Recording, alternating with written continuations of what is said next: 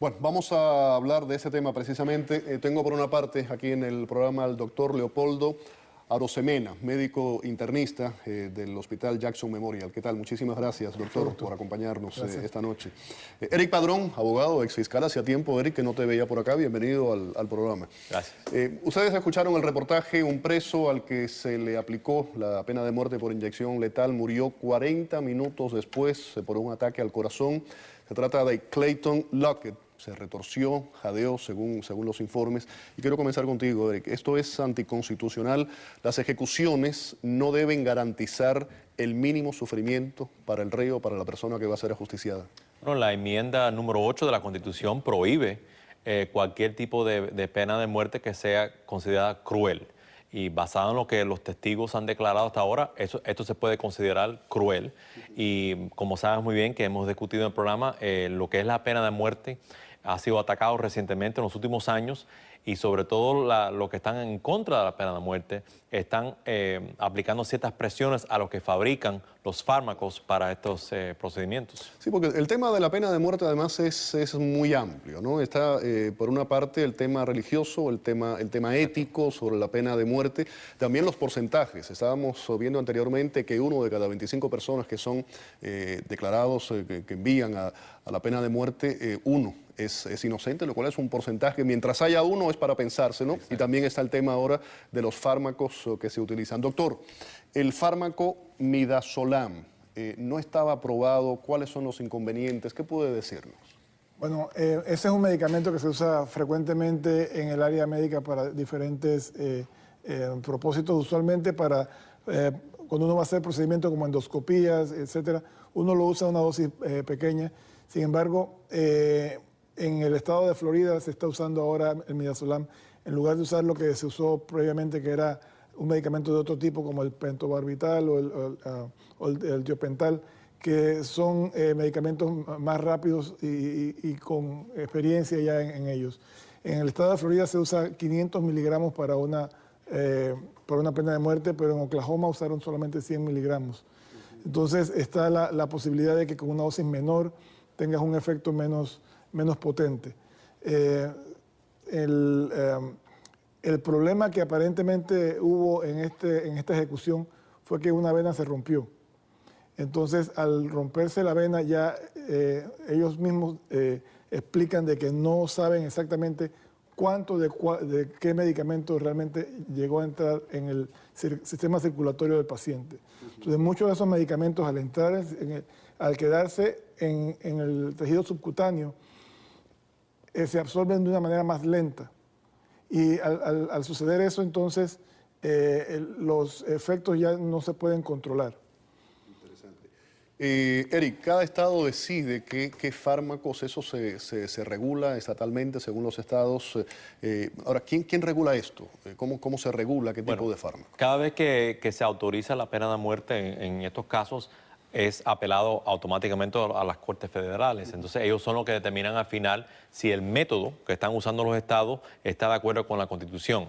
Algunos estados, para proteger a los que fabrican los fármacos estos, mantienen esa lista anónimo. O sea, no se sabe quién los fabrica. Entonces, eso que acabas de decir, para proteger a los que fabrican esos fármacos, deja un mal sabor de boca cuando estamos hablando de la vida de una persona. Exacto. Entonces lo que pasa es que muchos de los que fabrican estos medicamentos principalmente están en Europa. Y en Europa sabe que hay un gran sentido en contra de la pena de muerte. Entonces están buscando la manera de evitar tener que regresar al sistema de la silla eléctrica. Incluso que hubo problemas también con la silla eléctrica. Exacto. Yo creo que el estado de Utah es el único que todavía se permite en lo que es a tiros que pueden utilizar la pena de muerte de esa manera. Regresaremos a la horca. Bueno, entonces esto le da más controversia todavía a lo que es la pena de muerte, que es algo bien serio. No, sin lugar a dudas.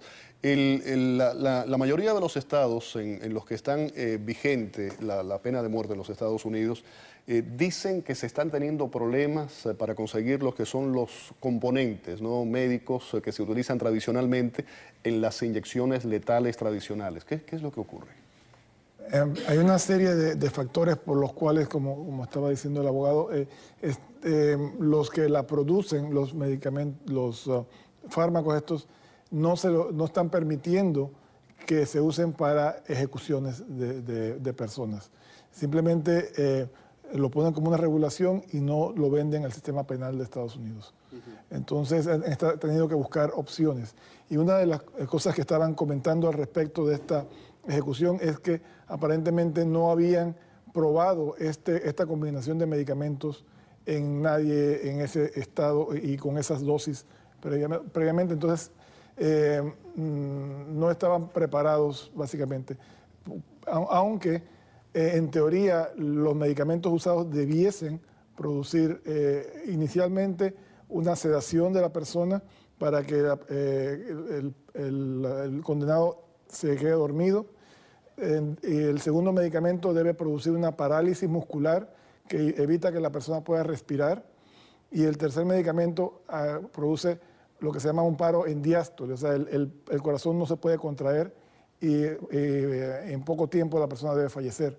Entonces, al tener este problema que lo pueden llamar técnico, que se rompió una vena, entonces no pudieron realmente controlar lo que sucedió con el paciente, entonces probablemente estaba medio sedado, medio paralizado y al final demoró 45 minutos el corazón en pararse.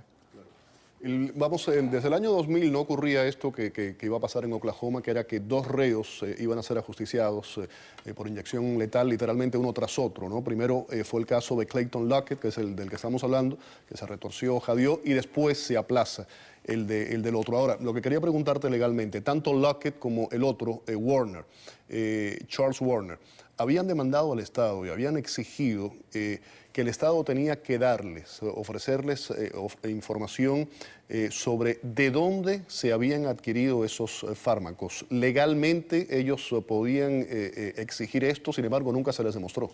Bueno, cualquiera puede demandar. Entonces la Corte Suprema le negó esa información.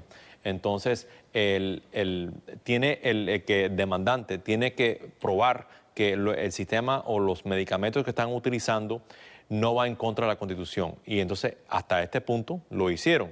Pero ahora con lo que ha ocurrido, la gobernadora de Oklahoma ha suspendido esos procedimientos en Oklahoma, entonces tienen que evaluar de nuevo cómo son los procedimientos y van a tener que copiar, por ejemplo, lo que hacen en la Florida, me parece a mí. Por supuesto, yo mencionaba anteriormente sobre el tema de la pena de muerte, que está el tema religioso, está el tema ético, también estamos hablando pues esto de los fármacos y el sufrimiento, ¿no? de la persona que es ajusticiada. 1 de cada 25 reos condenados a muerte se comprueba que es inocente, un porcentaje altísimo cuando se trata de la vida, ¿no? de un ser humano. Y eso pone en discusión, una vez más, se pone sobre el tapete el tema de la pena de muerte. No podemos, además, porque hay gente que dice, Eric, eso lo discutimos en un programa anterior que tuvimos, que estuviste aquí con nosotros, que ese hombre es un asesino, mató a un bebé, violó a una niña, pero no podemos convertirnos en lo mismo que estamos castigando. Claro, y tenemos que tener en cuenta que un jurado determina esa pena. El juez tiene la autoridad final, pero el jurado lo recomienda.